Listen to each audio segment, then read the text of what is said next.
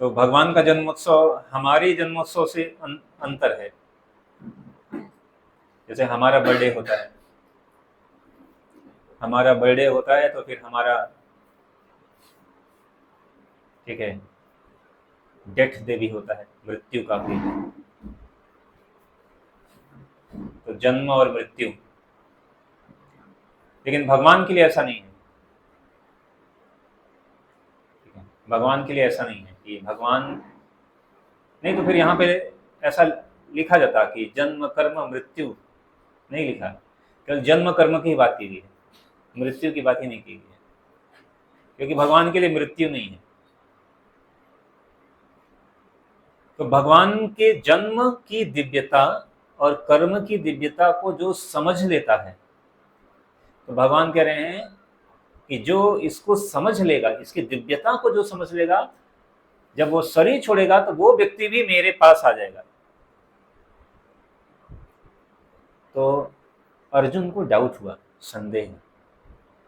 अर्जुन को संदेह हुआ कि भगवान ऐसा तो कह रहे हैं कि जो भगवान के जन्म कर्म की दिव्यता को समझ लेगा, भगवान कह रहे वो मेरे पास आएगा, लेकिन कुछ उदाहरण है क्या? Is there any example? अब कई बार कहीं हम जाते हैं तो वहां पर मान लो कहीं एडमिशन लेते हैं, तो कहेंगे नहीं नहीं हम ऐसा पढ़ाएंगे कि आप एकदम नंबर 1 आएंगे। कहेंगे कुछ उदाहरण क्या है कि आपके पढ़ाए हुए बच्चे कहीं आए हैं नंबर 1 में? तो ऐसा पूछते हैं। इसलिए कई बार लोग वो कोचिंग सेंटर वाले लगाते हैं, हमारे यहाँ से पढ़े बच्चे ये निकले, इनका रैंक कितना हुआ, ऐसे ऐसे उदाहरण। तो अर्जुन ने पूछा तो नहीं, लेकिन मन में उनके संदेह था कि भगवान बोल तो रहे हैं, लेकिन क्या इससे पहले कुछ लोग भगवान के धाम को गए हैं, भगवान को के प्रेम को प्राप्त हुए हैं क्या? तो भगवान तो अंतर्यामी है, तुरंत समझ लेते हैं, और इसीलिए तुरंत ही ये श्लोक बोलते हैं, वीतरागः भय क्रोधा मन्मया भावमाश्रिता बहवो, बहु मतलब बहुत से लोग, एक बात नहीं, एक ऐसा नहीं कि हाँ एक बार एक समय की बात है कि एक व्यक्ति आया था, नहीं नहीं नहीं, ऐसा नहीं है।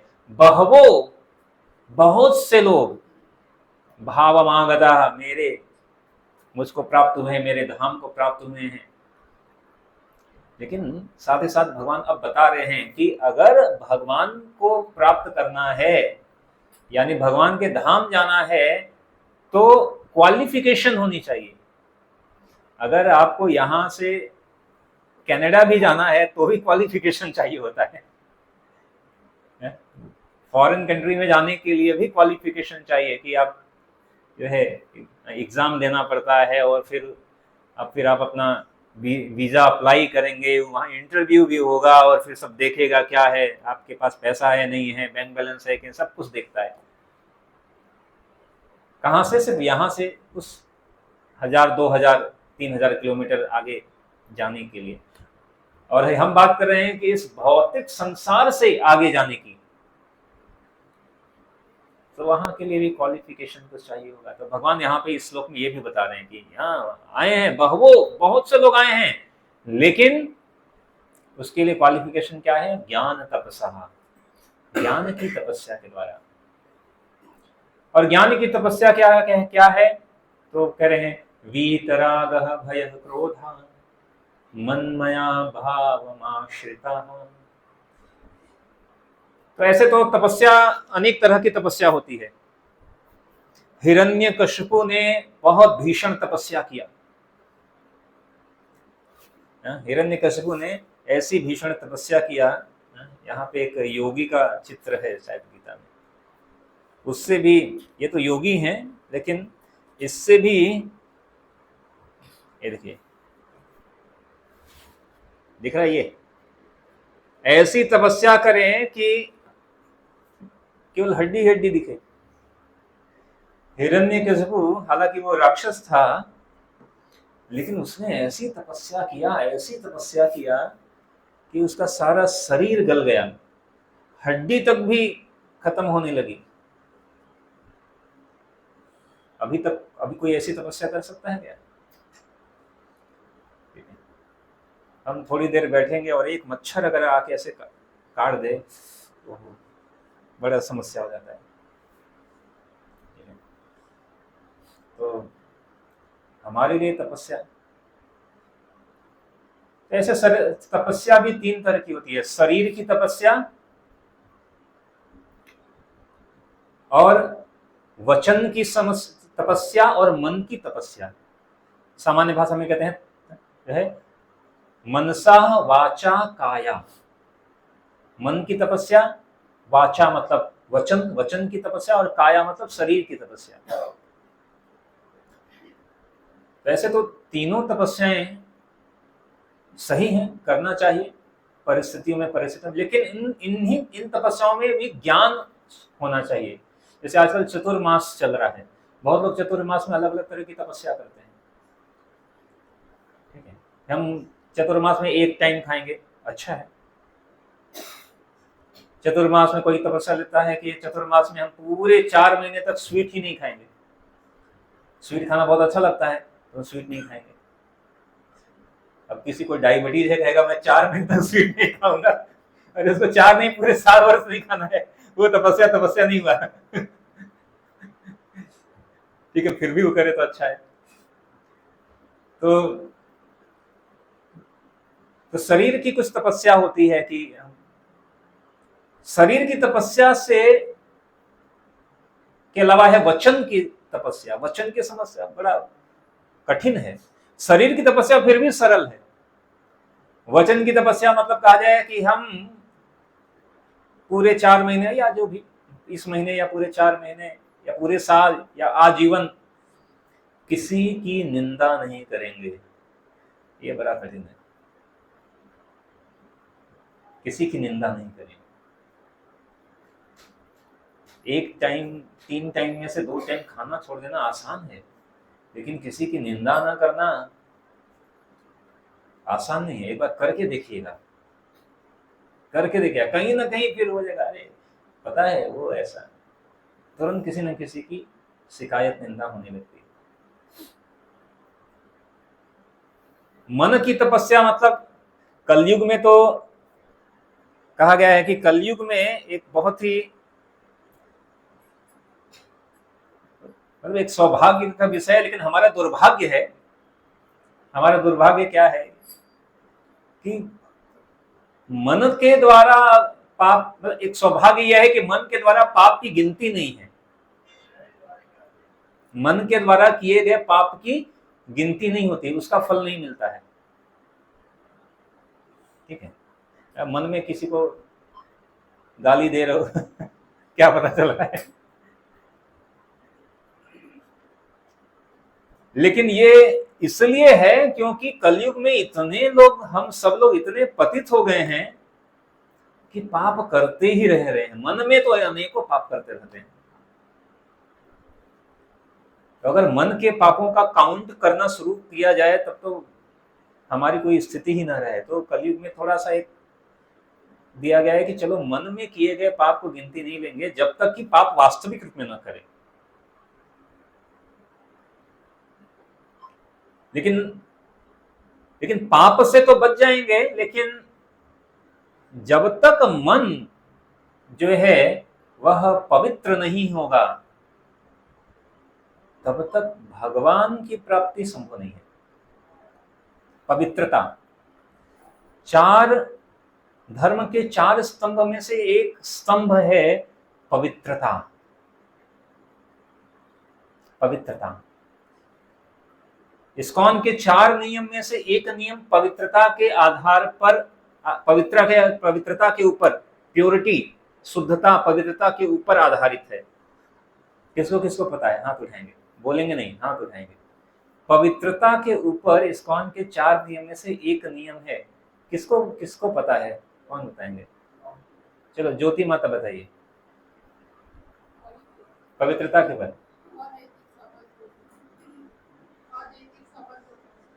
हाँ, पवित्रता के आधार पर जो नियम दिया गया है वह है कि अवैध स्त्री पुरुष संबंध नहीं रखना। और सामान्य भाषा में इसको बात कहें कि अगर कोई गृहस्थ है तो अपनी धर्म पत्नी को छोड़कर उसके लिए सारी स्त्रियां माता है। और अगर अभी कोई गृहस्थ नहीं है तो उसके लिए सभी माता है। मातृवत परदारेषु, मातृवत परदारेषु, सभी स्त्रियां माता है। इसीलिए इस्कॉन में हम बहन जी नहीं बोलते हैं, हम जो है पुरुष को प्रभु जी बोलते हैं, और जितनी भी स्त्रियां हैं सबको कहेंगे माता जी। यह दृष्टिकोण है। कई बार लोग पूछते हैं इस्कॉन वाले क्या कर रहे हैं, समाज के उत्थान के लिए क्या कर रहे हैं। हम समाज के उत्थान के लिए वो कर रहे हैं जो कि कोई नहीं कर सकता है। सारी पुलिस व्यवस्था जो कार्य नहीं कर रही है वह हम कर रहे हैं। आजकल क्राइम रेट इतना बढ़ता जा रहा है, हर दिन कहीं ना कहीं पर जो है आ रहा है कि यहाँ पर बलात्कार हुआ, यहाँ पर ये हुआ, छेड़छाड़ की घटना आ रही है, सब हर जगह। हम क्या कर रहे हैं, हम इन सब से रोकना तो छोड़ो, इन सब से ऊपर हम हाई क्लास जेंटलमैन, प्रभुपाद ने कहा माई डिवोटीज इज जेंटलमैन, सज्जन व्यक्ति तैयार कर रहे हैं।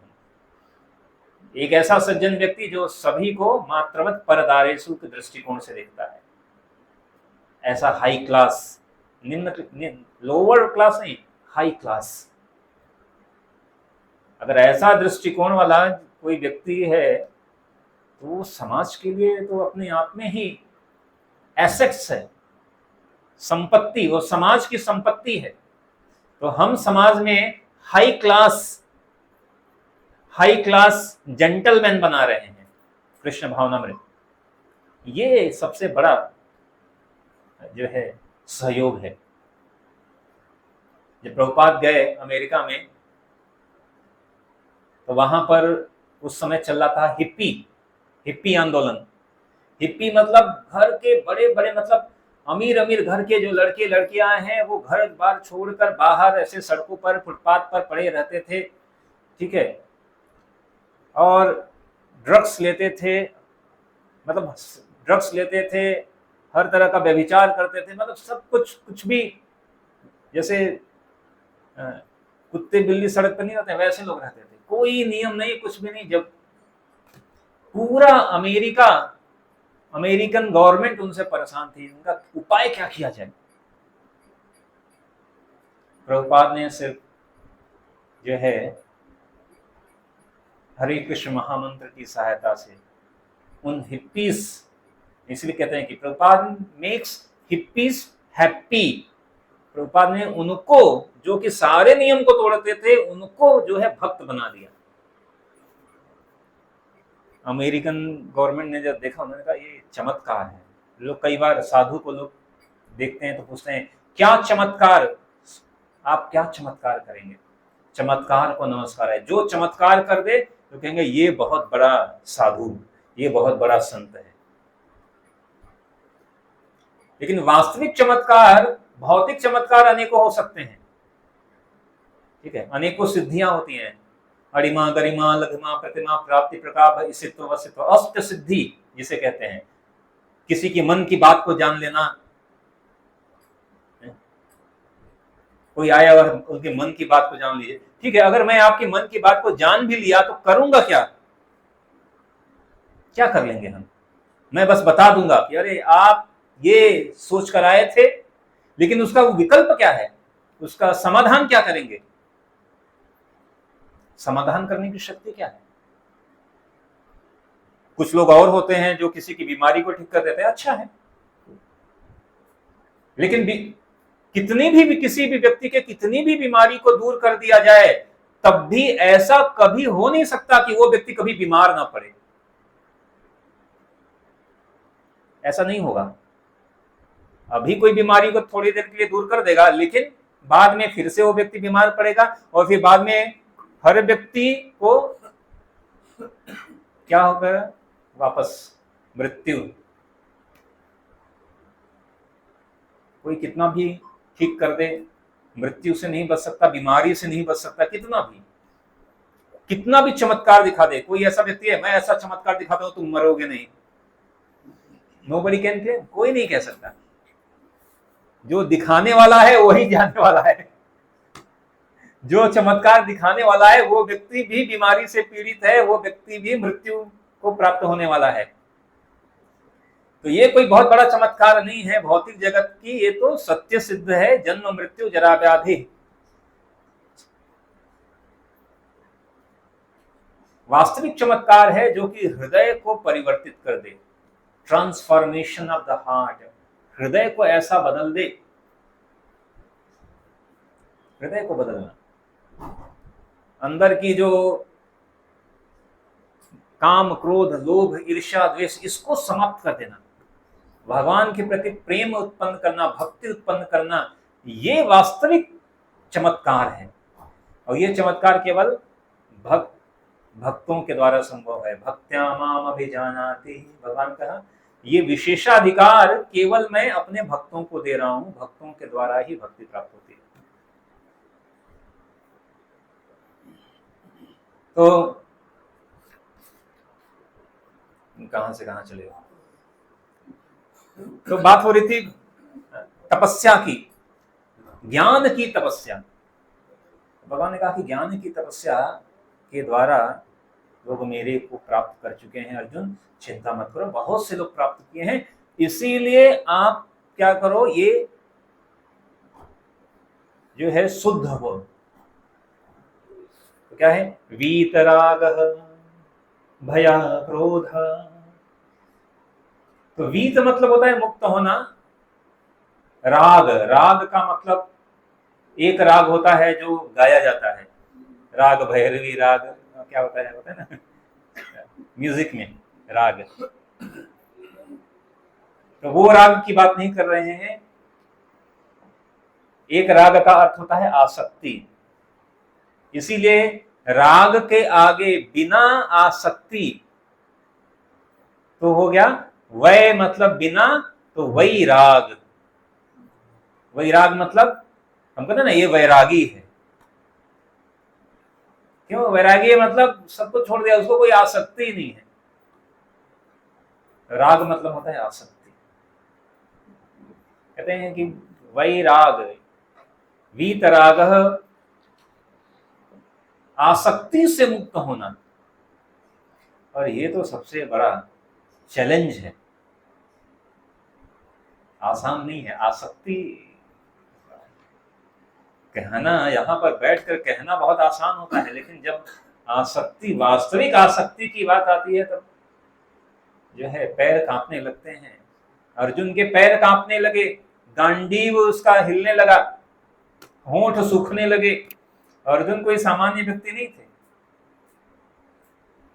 अर्जुन ऐसे व्यक्ति थे, इतनी शक्तिशाली थे कि वो हवा का रुख बदल दे। अभी हमारे पास, हम तो बस कह सकते हैं कि हवा इधर से आ रही है, क्या कि हवा का रुख कोई बदल सकता है? नहीं। अर्जुन के पास इतनी शक्ति थी कि वो पानी की धारा को बदल दें और हवा के रुख को बदल दें, इतनी शक्तिशाली थे। लेकिन अर्जुन क्या कह रहे हैं, मैं युद्ध नहीं करूंगा। क्यों युद्ध नहीं करूंगा? क्योंकि ये मेरे प्रियजन, मेरे भाई, मेरे गुरु, मेरे पितामह हैं, इनको अगर मैं मार दूं युद्ध में, तो मार कर अगर यह राज्य भी मिल जाए तो फिर इस राज्य का करूंगा क्या मैं? ऐसे राज्य का क्या करना जो कि अपनों के शरीर पर, अपनों की लाशों पर मिले। बात सही है। एक सामान्य बुद्धि दृष्टिकोण से देखा जाए तो हम सब लोग यही करते जो अर्जुन कर रहे हैं। हमारे पास किसी में इतनी शक्ति नहीं है कि हम, तो अर्जुन चूंकि हम सभी लोगों के एक तरह से प्रतिनिधित्व कर रहे हैं, तो अर्जुन जो है दया की भावना भी है, भक्त के अंदर दया की भावना भी होती है, लेकिन कभी कभी दया की भावना भी जो है वो मोहित कर देती है। हमें पता भी होना चाहिए कहां, कब, कैसा दया करना है। उदाहरण, एक बार क्या हुआ कि दो बच्चे थे, एक बड़ा एक छोटा। तो जो छोटा बेटा था, उनकी मम्मी उनको खाने को नहीं देती थी। पूरी बनाए खाने को नहीं दे, थेपला बनाए खाने को नहीं दे, ठीक है, खमन बनाए खाने को नहीं दे। तो बड़ा बेटा कहता है, अरे मम्मी मेरे को कह देती है कि छोटे इसको नहीं देती है। उनको बहुत दया आ गई, ठीक है, दया आ गई। और फिर क्या किया कि चोरी छुपे उसने क्या किया कि खूब मसालेदार और बढ़िया बनाया था थेपला और कई चीजें जो भी है, और वो छिपा कर अपने छोटे भाई को खिला दिया। मम्मी को बताया नहीं, मैंने कहा मम्मी तो देती नहीं है, मैं खिला देता हूँ। मेरे भाई को नहीं दे रही, मुझे देती है, मेरे भाई को नहीं देती है। अब खिला तो दिया, लेकिन उसने खा भी लिया। लेकिन जब रात हुई तो उसकी तबीयत इतनी खराब हो गई उस लड़के की, छोटे बेटे की, कि उसको एडमिट करना पड़ा हॉस्पिटल में। मम्मी ने पूछा, तुमने इसको कुछ खिलाया था? तो कहा हाँ, आप इसको कुछ नहीं देती हो, मेरे को बहुत दया आई और मैंने इसको सब जो आपने बनाया था सब वो सब खिला दिया। मम्मी ने कहा कि ये तुमने जो दया किया, ये दया इसकी जान ले सकता है। मैं इसको इसलिए नहीं देती थी क्योंकि इसको टाइफाइड हुआ था और डॉक्टर ने मना किया था कुछ भी तला मिर्ची और ये सब मसाला वसाला नहीं इसको खिलाना है, इसलिए मैं इसको नहीं दे रही थी। मेरी दुश्मनी थोड़ी है। अब चूंकि बेटे को पता नहीं है, एक सामान्य दृष्टि से क्या दिखता है, अरे मेरे को दे रही, इसको नहीं दे रही है। उसको समझ नहीं है अभी कि क्यों नहीं दे रही है। तो उसने क्या किया, दया दिखा दिया, लेकिन वो दया उसकी जान ले सकता था।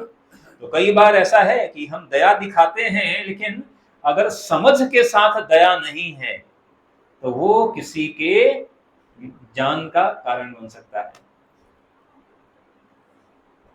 तो भगवान यहाँ पे कह रहे हैं कि दया, तो आसक्ति जो है वह सबसे, अर्जुन को दया थी कि अरे ये सब नहीं, इससे अच्छा मैं भीख मांगकर जीवन व्यतीत करूंगा, युद्ध नहीं करूंगा। और इसीलिए कई लोग जो गीता को पढ़ते हैं कहते हैं बात सही है। अर्जुन देखो, अर्जुन कितना अच्छा व्यक्ति था, वो युद्ध नहीं कर रहा था। ये कृष्ण ही है जो भड़का दिए अर्जुन को, युद्ध कर दिया। और इतने हजारों हजारों नहीं, करोड़ों करोड़ों, महाभारत मतलब करोड़ों की संख्या तो छोटी है। उस समय अक्षौणी सेना हुआ करती थी, मतलब इतना, वो अभी कई बार डेटा आता है ना तो हम सोचते हैं ये कितना होगा, 1000 करोड़ ऐसा।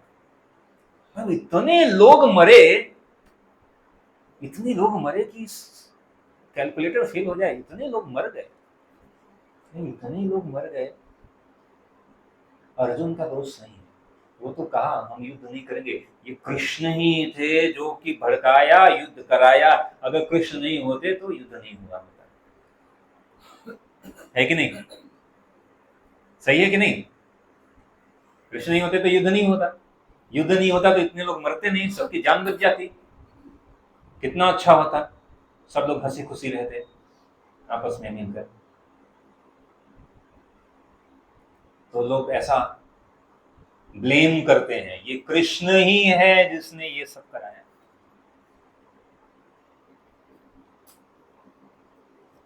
तो समस्या क्या है कि लोग हंसी खुशी मिलकर रह नहीं रहे थे, इसीलिए तो युद्ध हुआ। अगर कौरव पांडव हंसी खुशी मिलकर रह रहे होते तो युद्ध ही नहीं होता।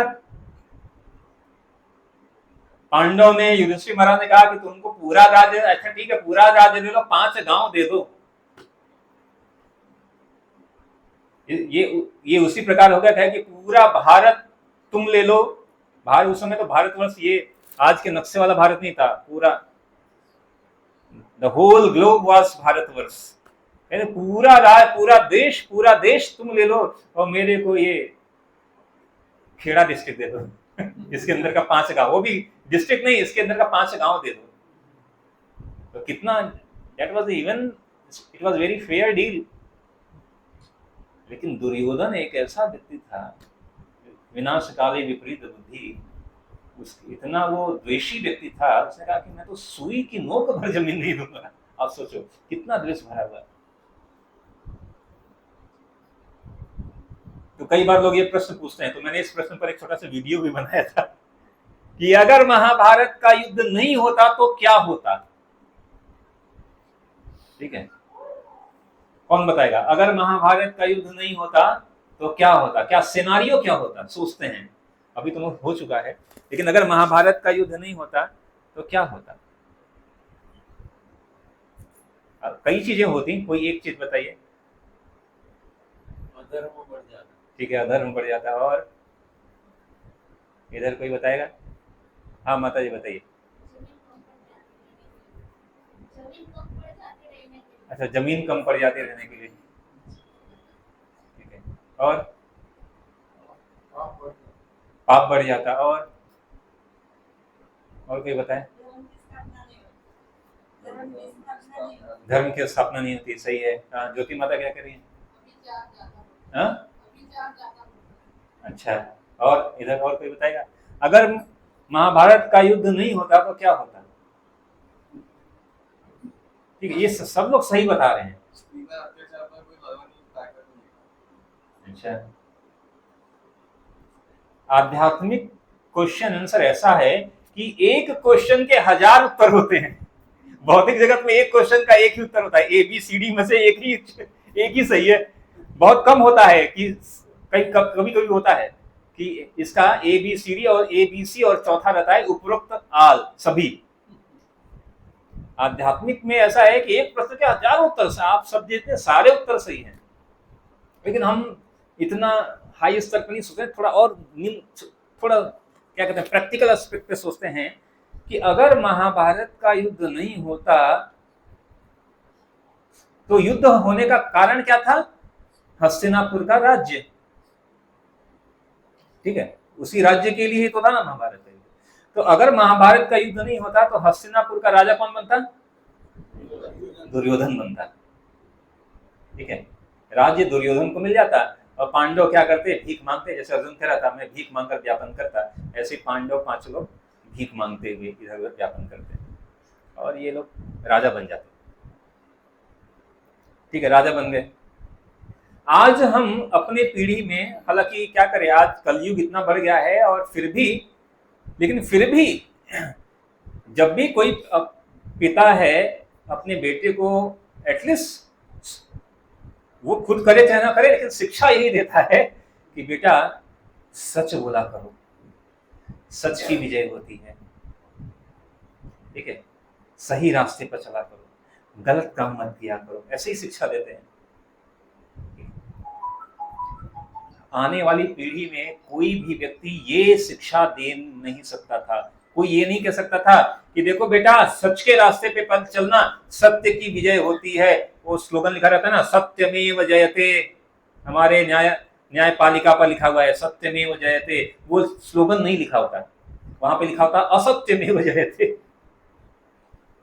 क्योंकि अगर कोई कहता कि बेटा तुम सच बोला करो, सही रास्ते पे चला करो, एक दिन तुम जरूर, तो बेटा पूछ लेता कि अर्जुन, जैसे यहाँ पे कह रहे हैं ना, अर्जुन ने कहा कोई है उदाहरण, तो उदाहरण देता कि देखो अर्जुन पांडव तो भगवान के इतने भक्त थे, वो हार गए, दुर्योधन जीत गया, तो आप कैसे कह रहे हैं?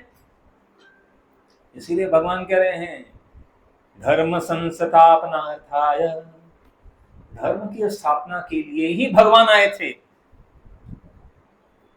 भगवान को कौन कौन बुलाया हुआ था? स्वयं पृथ्वी माता गाय का रूप धारण करके ब्रह्मा जी के पास गई, सारे देवी देवता ब्रह्मा जी के पास गए, ब्रह्मा जी पृथ्वी माता को सारे देवी देवताओं को लेकर भगवान के पास गए और जाके कहे कि आप आओ और इस स्थिति से छुटकारा लाओ। ब्रह्मा जी जो सृष्टि के रचयिता हैं, वो जिस पृथ्वी पर रह रहे हैं वो स्वयं मूर्तिमान पृथ्वी कह रही है, जिसके लिए, इसी कारण के लिए भगवान को बुलाई थी। तो भगवान जब धर्म की स्थापना के लिए आए थे तो धर्म स्थापित करेंगे ही, सत्य को स्थापित करेंगे ही, और सत्य की स्थापना के लिए, धर्म की स्थापना के लिए ये युद्ध जरूरी था। इस युद्ध से अनेकों शिक्षाएं मिली थी कि चाहे कोई कितना भी शक्तिशाली क्यों हो, पांडवों की शक्ति बहुत सीमित एक तरह से थी।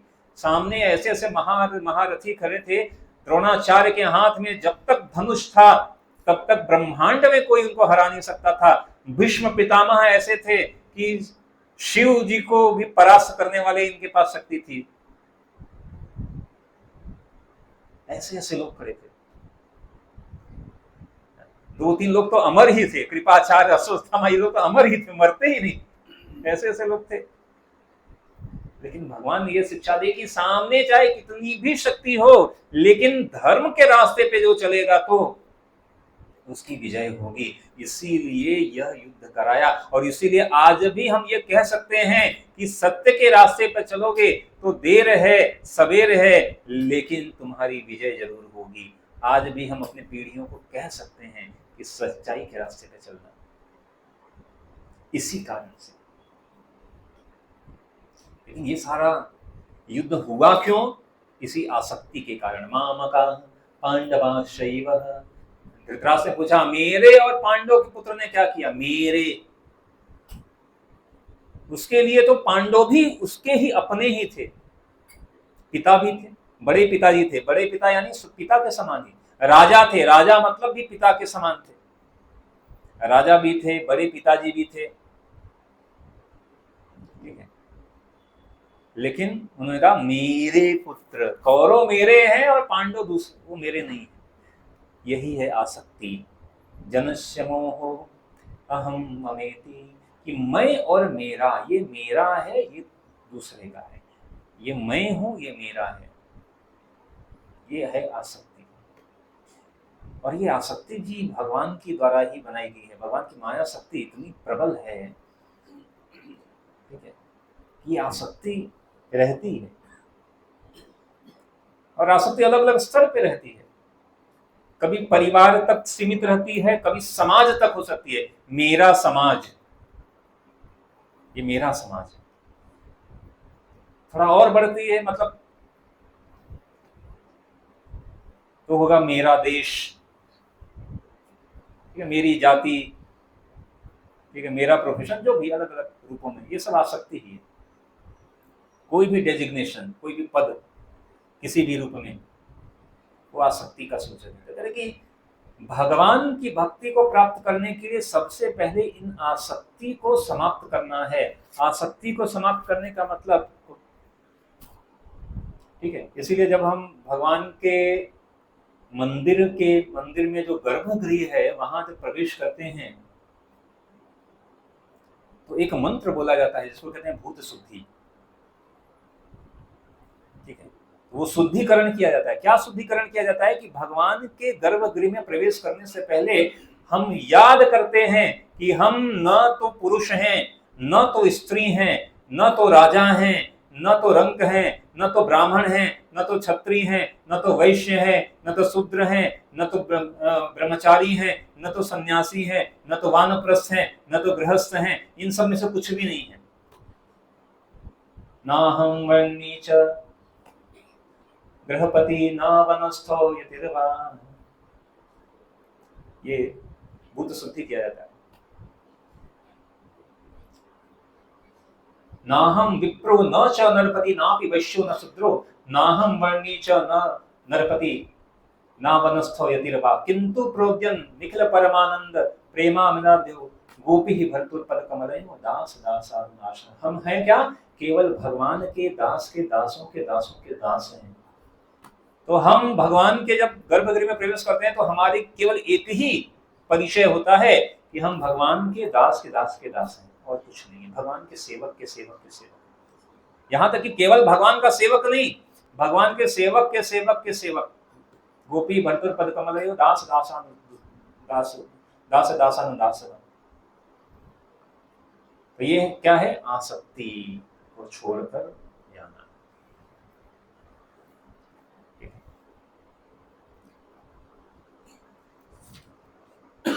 वीतरागः भय क्रोधः। हालांकि केवल आसक्ति पर ही बहुत लंबा लंबा चर्चा किया जा सकता है, लेकिन श्लोक को कंप्लीट करना है तो सबसे बड़ा आसक्ति तो यही है, मेरा परिवार, मैं और मेरा परिवार। ये बहुत कठिन है, कितना भी सुनो, कितना भी जानो, लेकिन मैं और मेरा परिवार, मैं, मेरे लोग, ये आसक्ति छोड़ना आसान नहीं। ठीक है, ये है परिवार के प्रति प्रेम, आसक्ति, यह बहुत कठिन है।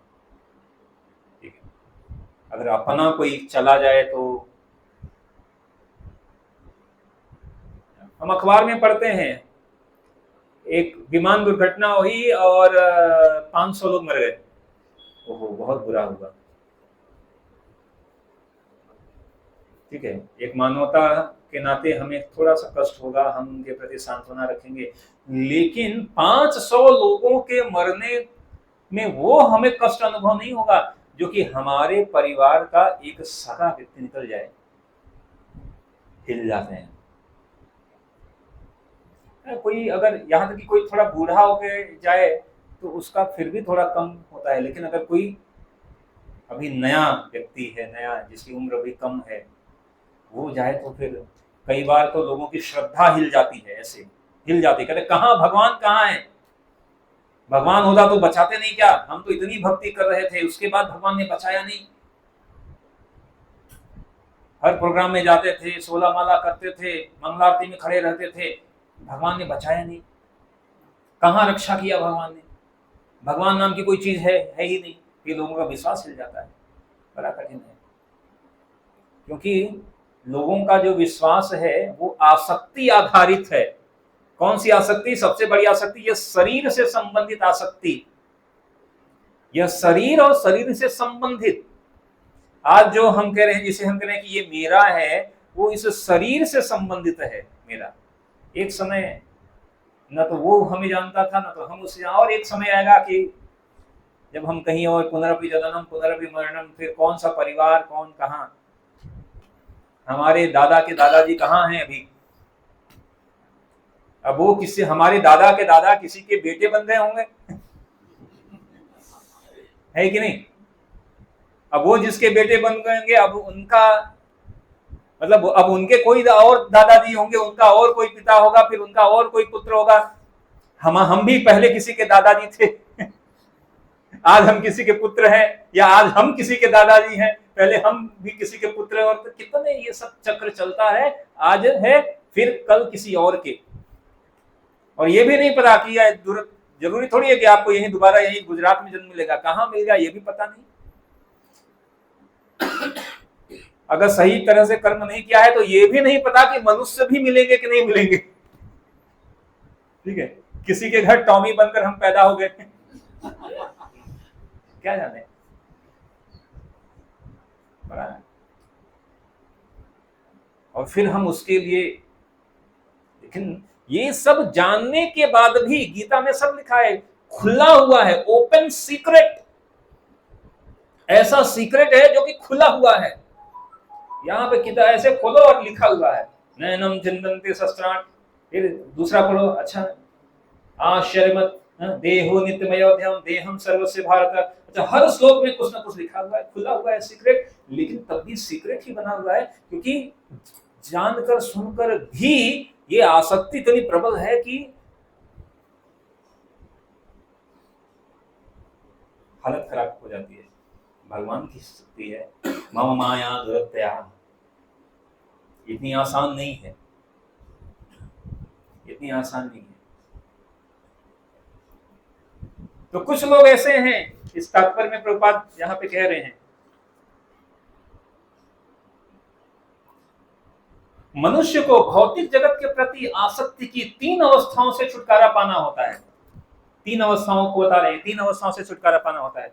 कौन कौन से कह रहे हैं? पहला है आध्यात्मिक जीवन की अपेक्षा। कुछ लोग कहते हैं आध्यात्मिक जीवन क्या, ये सब कुछ नहीं है भाई, खाओ पियो ऐश करो।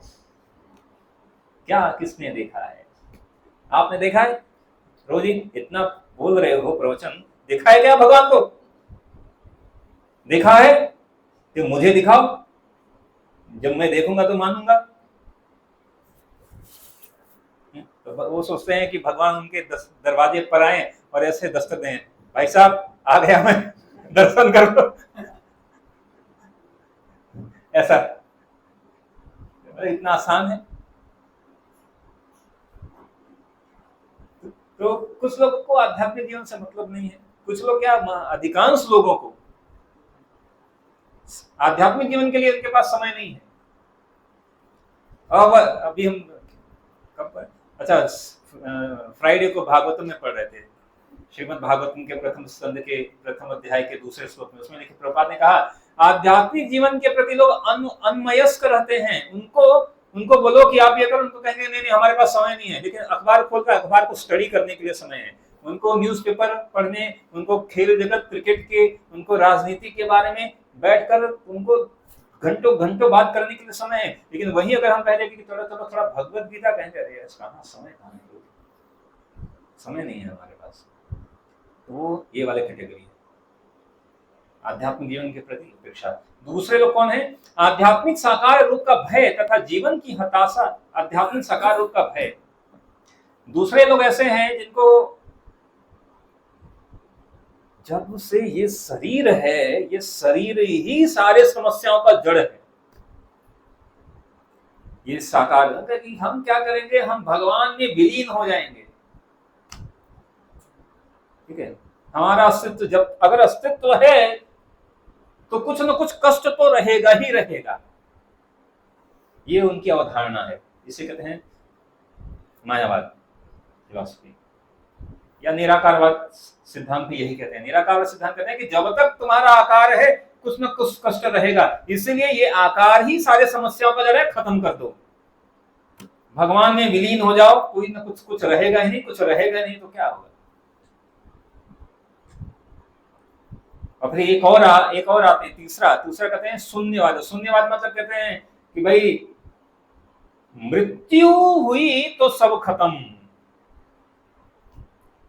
क्यों चिंता करते हो, इतना क्यों वर्त क्या करते हो, मृत्यु हुई सब खत्म। इसीलिए एक दार्शनिक, एक मुनि हुए, उन्होंने कहा ऋणम कृत्वा घृतम पिबेत, ऋण लेकर, कर्जा लेकर घी पियो, घी पियो, घी पियो मतलब कर्जा लेकर अच्छे से खाओ पियो, जो मर्जी करो, खाओ पियो, कुछ भी करो। अब जब वो मर गए तो कौन कर्जा मांगने आएगा? खत्म, मर गए खत्म, सब खत्म। किसने देखा है ये जीवन मृत्यु, किसने देखा है? इसे कहते हैं शून्यवाद। मृत्यु मतलब खत्म, सब शून्य होगा, सब शून्य होगा, उसके आगे कुछ नहीं है। अगर मृत्यु के बाद कुछ नहीं है तो अच्छा बनने का मतलब क्या? एक व्यक्ति इतना अच्छा बन के मृत्यु का खत्म, एक व्यक्ति ओसामा बिन लादेन बन के 10 जगह बम फोड़ा, मृत्यु गया खत्म। तो एक व्यक्ति जो अच्छा है और एक व्यक्ति जो बम फोड़ रहा है, उन दोनों में क्या अंतर है? जब मृत्यु हुई सब खत्म? नहीं भाई, ऐसा नहीं है। अगर मृत्यु से सब खत्म होता तो जन्म जो हो रहे हैं वो किस आधार पर हो रहे हैं? सब खत्म। जब सब खत्म है तो सब अच्छे पैदा होते या सब बुरे पैदा होते? लेकिन कोई पैदा हो रहा है अमीर, कोई गरीब, कोई स्वस्थ, कोई दुर्बल, कोई बीमार, कोई यहां वहां, किस आधार पर? तो गीता तो ये बताता है कि मृत्यु समाप्ति नहीं है, आगमापायिनो नित्याम। ये सर्दी गर्मी की तरह जो है, जैसे सर्दी गर्मी आती है, अनेक ऋतु आती है, वैसे तरह यह जन्म मृत्यु का जो चक्र है ये चलता रहता है।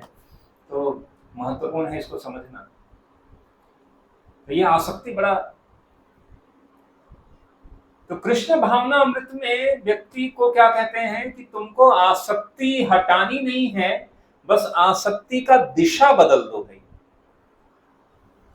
दिशा बदल दो। तो अभी हमें जितनी आसक्ति है उस आसक्ति का दिशा बदलकर भगवान के प्रति वही आसक्ति विकसित करें। अगर किसी व्यक्ति कि शरीर से आसक्त न होकर आत्मा से आसक्ति रखो, कि यह आत्मा के रूप में भगवान का नित्य अंश है। अगर एक गृहस्थ व्यक्ति है, वो क्या देखता है कि मेरी अगर कोई पत्नी है तो वह भी जो है आत्मा है, भगवान की सेविका है। मेरे बच्चे हैं तो ये भी भगवान के अंश हैं, भगवान के सेवक हैं। इस दृष्टिकोण से जैसे ही वह देखना लगता है, वह आध्यात्मिक दृष्टिकोण हो जाता है। फिर वह आसक्ति में नहीं फंसता है, क्योंकि वह सबके अंदर भगवान का दर्शन करने लगता है, भगवान के अंश के रूप में उनको मानता है। और उसको पता है कि अभी फिलहाल के लिए मैंने यह शरीर धारण किया है, और इस शरीर कुछ अपने कर्मों के फलस्वरूप मुझे अभी कुछ स्थिति प्राप्त हुई है, तो अब इस स्थिति में रहते हुए भगवान का किस तरह से हम भजन करें, वह कार्य करता है, सारे कार्य। तो यह है आसक्ति। वीतरागः भयः, भय। कोई ऐसा है जो कहे कि मुझे किसी तरह का भय नहीं है, मैं अभय हूं। सामान्य भाषा में कहें, कोई ऐसा है डर नहीं है, किसी चीज का डर नहीं। अभयम भयमात्मनि भूयिष्ठः, श्रीमद् भागवत में 7वें स्कंद में नरसिंहदेव भगवान का श्लोक आता है। ओम नमो नरसिंहाय, नमस्ते तेजसे, आविराविर्भव वज्रनख, वज्रदृष्टं कर्मास्यन्त्रं धैर्यन्धे, तमो ग्रस्वाहा, अभयं भयमात्मनि भूयिष्ठ। ओम अभयं भयमात्मनि। तो भगवान नरसिंह भगवान कैसे हैं? जो अभय देने वाले हैं, और वही केवल अभय दे सकते हैं। क्यों? क्योंकि ये जो भय का साक्षात मूर्ति है, सबसे बड़ा भय अगर कुछ है, जैसे एक भय है कि कहीं भय रहता है, हम ट्रेन में जा रहे हैं, अरे कहीं मेरा मोबाइल न चुरा ले, ऐसे बार बार देखते रहते हैं, ऐसे मोबाइल है कि नहीं। ट्रेन में सोते हैं, अगल बगल से कोई गया, तुरंत दिखा रहे बैग है कि नहीं है, कहीं बैग को चेन लगाकर और करके। किसी का मोबाइल गुम हो जाए तो इसको एकदम उसका हालत खराब हो जाती है, किसका बैग चोरी हो जाए, अरे बैग, मतलब कोई सामान्य वस्तु भी अगर निकल जाती है उसका भी डर होता है। आहार निद्रा भय में धनम च, ये सामान्य प्रवृत्ति है भाई हम सबकी। भय, हमको भय है कि अगर घर हमारे सर पर छत नहीं होगा तो बारिश में कहां रखेंगे। परसों में सुबह मंगला आरती के लिए मैं उठा स्नान करने के लिए, कितने बजे, 3:30 बज रहा था, स्नान करने में गया, 3:15 हो रहा था। बहुत तेज बारिश हो रही थी, और बारिश हो रही थी तो जो अगल बगल के जो कुत्ते हैं वो बहुत चिल्ला रहे थे, क्योंकि बहुत तेज बारिश हो रही थी। उनके पास कोई कहीं छिपने की जगह नहीं थी, कहाँ रहे। तो मैं सोच रहा था कि देखो भगवान ने हमारे इतनी एटलीस्ट दी है कि हमारे सर पर भी छत है, ये भी स्वरक्षण है।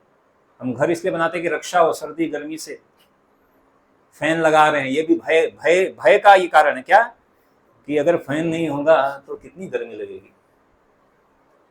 इसमें सुविधा तो है, लेकिन इस सुविधा के पीछे का कारण क्या है? भय।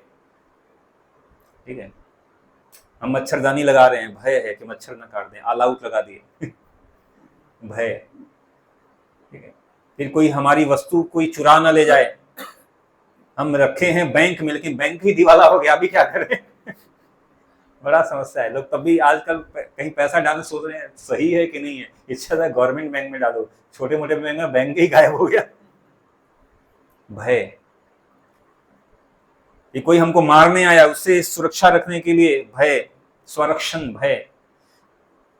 किसी वस्तु का खोना, उससे अधिक भय है क्या? किसी व्यक्ति का खोना, कोई हमारा व्यक्ति चला जाए, और उससे भी सबसे बड़ा व्यक्ति है खुद को खो देना, यानी हम न मर जाएं। ये सबसे बड़ा भय है, मृत्यु का भय। मृत्यु का भय कि आज हम यहां पर हैं और एक समय होगा हम नहीं रहेंगे। आज हम हैं और हमें लगता है कि पूरा ब्रह्मांड हमारे केंद्र बिंदु है, एटलीस्ट हमको तो यही लगता है। क्यों? क्योंकि हम अपने तरह से सोच रहे हैं ना, हम अपने मन से सोच रहे हैं, मैं और ये सारे, मैं और यह देश, मैं और ये सब। और एक दिन ऐसा आएगा कि यह सारा संसार, सारा ब्रह्मांड, सब कुछ रहेगा, मैं ही यहां पे नहीं रहूंगा। तो बड़ा यह विचार ही पसीने पसीने कर देता है कि हम नहीं रहेंगे, जब मरना होगा तो क्या करेंगे। मृत्यु का भय। गीता में भगवान कह रहे हैं, तेषाम हम समुद्धरता मृत्यु संसार सागरा भवामी न चिरात् पार्थ मय्या वेशित चेतसा। तेषाम हम, सबसे बड़ा भय है वो मृत्यु का। लेकिन अर्जुन तुम चिंता मत करो, तेषाम हम, उनके लिए मैं उद्धारक बनूंगा। उद्धारक अनेक प्रकार के होते हैं, लेकिन सबसे बड़ा उद्धारक वो है जो मृत्यु से बचा ले। मृत्यु से बचा ले, उसे कहते हैं समुद्ध। इसलिए भगवान ने कहा समुद्धरता, सबसे बड़ा उद्धारक मैं हूं। कहां से बचाऊंगा? मृत्यु संसार से, यह मृत्यु रूपी संसार सागर से, यहां से मैं बचाऊंगा। चिंता मत करो, न चिरात, समय नहीं लगाऊंगा। चिंता मत करो, भय मत करो, मैं बचाऊंगा। भगवत गीता को जिसने पढ़ लिया उसकी मृत्यु नहीं होगी।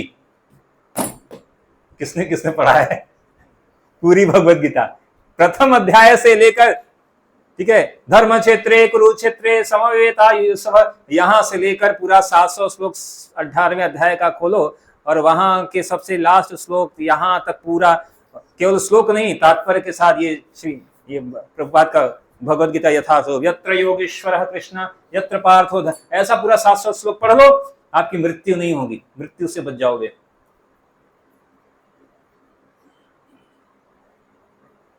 ठीक है, आप लोग पढ़ लीजिएगा जाने से पहले। प्रभु जी कह रहे जाने से पहले तो फिर पढ़ लेंगे तो जाने, हाँ, मृत्यु से बच जाएंगे। क्यों?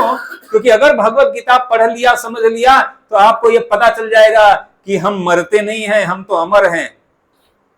नैनम छिन्दन्ति शस्त्राणि नैनम दहति पावकः।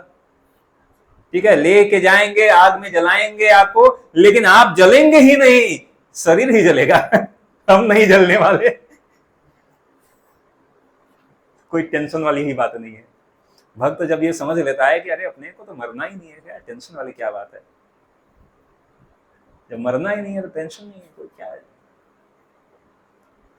लेकिन भक्त इससे भी ऊपर सोचता है। भक्त सोचता है कि अगर मान लीजिए मरना भी है, कि जन जीवने मरने गति आर न ही मोर, आप चाहे तो जीवित रखो, मार दो, क्या फर्क पड़ता है, ऐसे आत्मा के रूप में तो हम अमर ही हैं। ये शरीर कुछ भी प्रयास कर लो, एक न एक दिन तो जाने ही वाला है, कुछ भी कर लो, एक न एक दिन तो ये शरीर जाने वाला है। अगर ये शरीर ऐसे जाने वाला है तो इसकी तैयारी कर लें कि शरीर तो जाएगा ही जाएगा, लेकिन ऐसा करें कि दोबारा इस शरीर को जाने की जरूरत ना पड़े। मतलब कि दोबारा शरीर में जन्म लेने की जरूरत ना पड़े, शरीर धारण करने की जरूरत ना पड़े। बहवो ज्ञान तपसा पुता मद भाव मागता, भगवान के धाम चले जाएं। यत गत्वा न निवर्तन्ते तद धामम परमम, जहां एक बार जाने के बाद दोबारा आने की जरूरत नहीं है। दोबारा यहाँ पर आके आपको बीटेक करने की जरूरत नहीं है, नौकरी धंधा करने की जरूरत नहीं है, एग्रीकल्चर में जाकर जॉब करने की जरूरत नहीं है, ठीक है, पढ़ाई करने की जरूरत नहीं है। ठीक है, 12 घंटे 24 घंटे आज इतना कंपटीशन हो रहा है, कुछ करने की जरूरत नहीं है। भगवान के धाम जाइए, वहां पे आपको बस क्या है, आनंद, आनंद और आनंद ही है। वहां कोई भूख नहीं है, वहां कोई चिंता नहीं है, कोई वहां पे गरीबी नहीं है, वहां पे कोई समस्या नहीं है। वहां किसी वृक्ष के नीचे बैठकर अगर कामना भी कर दें तो जो भी चाहिए वो प्रकट हो जाएगा।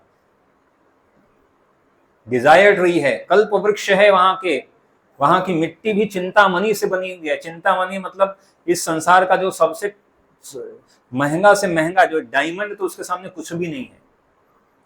ठीक है, डायमंड कुछ नहीं है, डायमंड से भी अधिक महंगा जो चीज है वो क्रश करके उसका धूल है वो।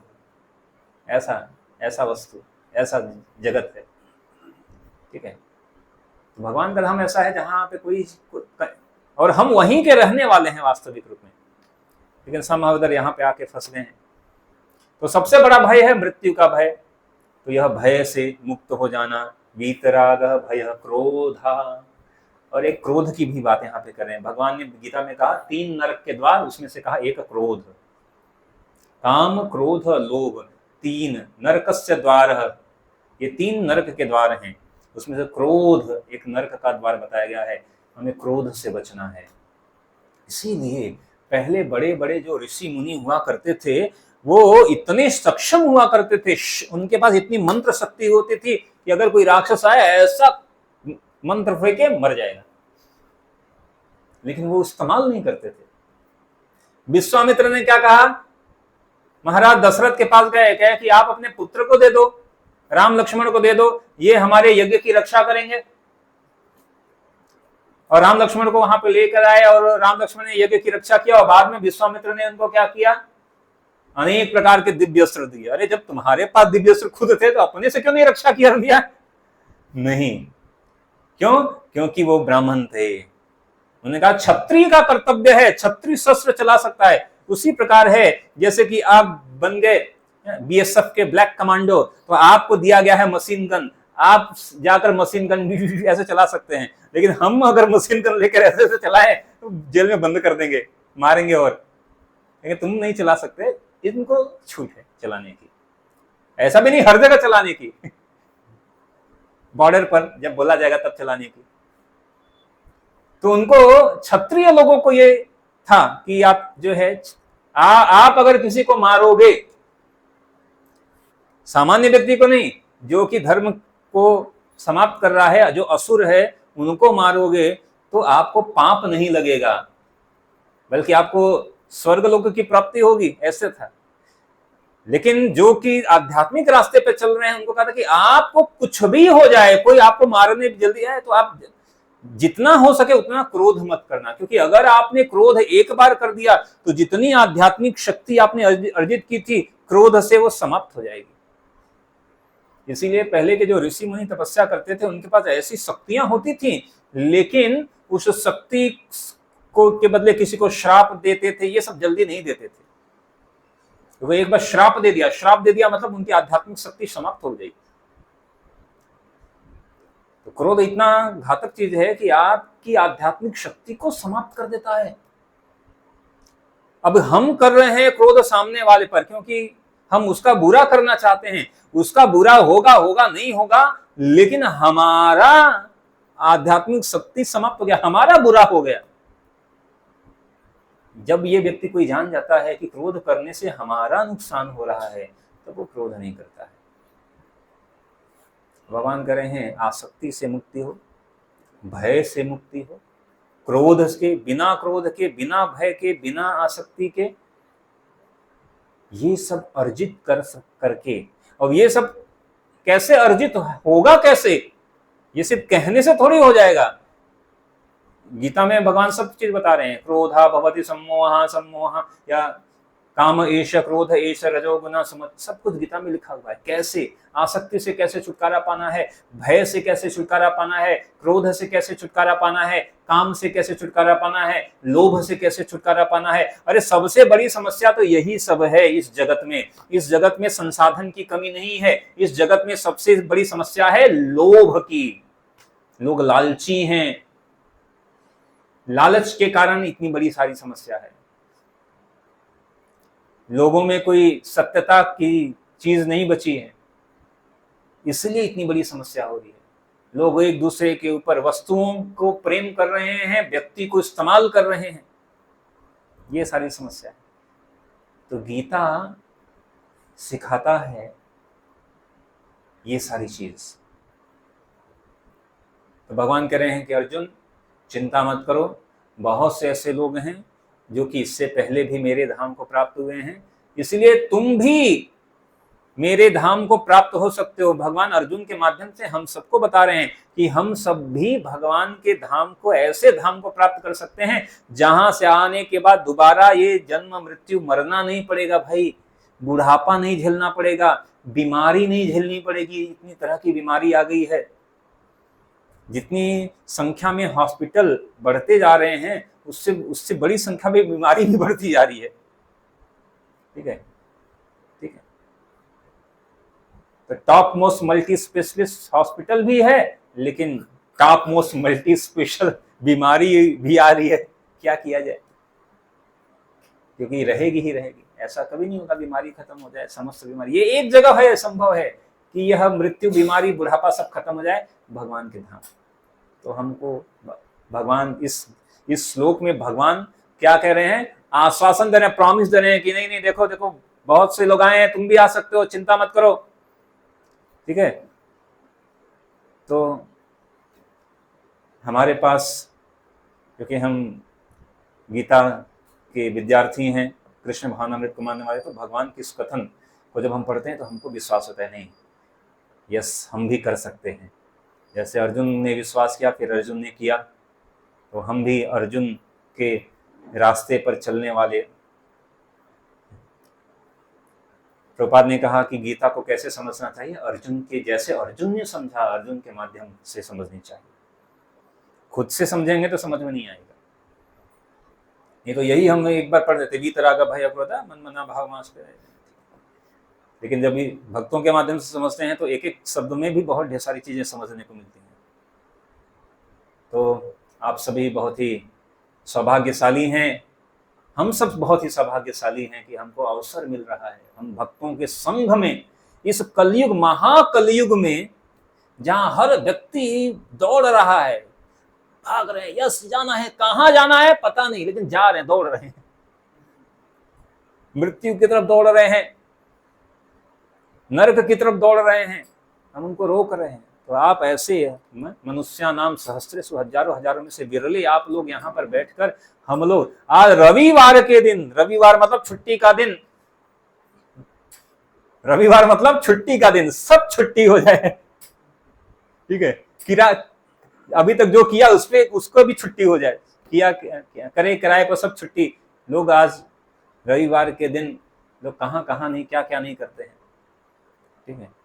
कोई रेस्टोरेंट में जाता है, कोई पार्टी में जाता है, कोई घर पे रहता है, सब कुछ करता है, लेकिन आप विरले लोग आज यहाँ पर बैठे हुए हैं, गीता का प्रवचन सुन रहे हैं भक्तों के साथ, ठीक है। तो ये सबूत है, मनुष्य नाम सहस्रेषु, ये जो गीता में लिखा है, आप उनमें से वो लोग हैं, ठीक है। तो सौभाग्य तो है, लेकिन सौभाग्य मिला है, लेकिन सौभाग्यशाली बने रहना ये आप पर निर्भर है। हमने अभी जन्माष्टमी का प्रोग्राम किया, 600 लोग आए, 600 लोग आए, और हम तो चाहते थे कि वो 600 लोग भी यहाँ पे आए। कहेंगे प्रभु जी आप यहाँ पे कैसे बिठाओगे 600 लोग? हमको पहले आए तो हम इससे बड़ा, इसके 10 गुना बड़ा जगह ले लेंगे, लेकिन हमको पता है कि वो 600 लोग में से 6 लोग भी आ जाएं तो हमारी, मैं यही बात कर रहा था कि 600 लोग में से 10% लोग भी आ जाए, अगर 10-20 लोग भी अगर आ जाएं तो हमारा प्रोग्राम सफल हो जाता है, ठीक है। क्यों? मम माया दुरत्या, भगवान की माया शक्ति इतनी प्रबल है कि कुछ लोग आते हैं, फेस्टिवल में आते हैं, संडे के दिन लोग, जहाँ छुट्टी का दिन है, सब कुछ आराम करने का दिन है, यहाँ पे बैठकर प्रवचन सुनना, गीता सुनना किसी सामान्य लोगों की बात नहीं है, लेकिन आप सभी ने स्वीकार किया है, आप सभी भाग्यशाली हैं, आप सभी भगवान की कृपा के पात्र बनना चाहते हैं, मद भावमागता, भगवान के धाम को प्राप्त करना चाहते हैं, न केवल लाभ बल्कि अपने जब एक व्यक्ति भक्ति करता है तो उसके कई कुल का उत्थान हो जाता है। तो आप ऐसे लोग यहाँ पर आए हैं, आप सबका बहुत बहुत धन्यवाद। आप आइए और अपने जो है अपने परिवार वालों को, अपने स्नेही जनों, बंधु बांधवों, मित्रों, जिनको भी आप जानते हैं, प्रयास करिए कि वो भी आएं। आपके माध्यम से आएंगे तो भगवान आप पर भी बहुत प्रसन्न होंगे। किसी भी एक जीव को भी हम भगवान के करीब लाएं तो भगवान को बहुत अच्छा लगता है। तो हम सबका यही प्रयास है। तो यह भी हमारा एक परिवार है। हमारा परिवार कौन सा परिवार है? राधा गिरधारी का परिवार, ठीक है, ठीक है। हम श्रील प्रभुपाद के परिवार के हिस्से हैं, भक्तों का परिवार हमारा है। हालांकि सबके अपने अपने परिवार तो हैं ही, लेकिन यह एक संयुक्त परिवार जो है। तो आप सबसे आग्रह है कि आप भी इस परिवार का हिस्सा बने। वास्तविक परिवार तो यही है जो भगवान हमें बता रहे हैं, और तो इस तरह आप आइए और अन्य लोगों को भी लाइए। ठीक है, समय काफी हो गया। हरे कृष्ण। श्रीमद् भगवद गीता यथारूप की जय। श्रील प्रभुपाद की जय। निताई गौर प्रेमानंद। अनाउंसमेंट।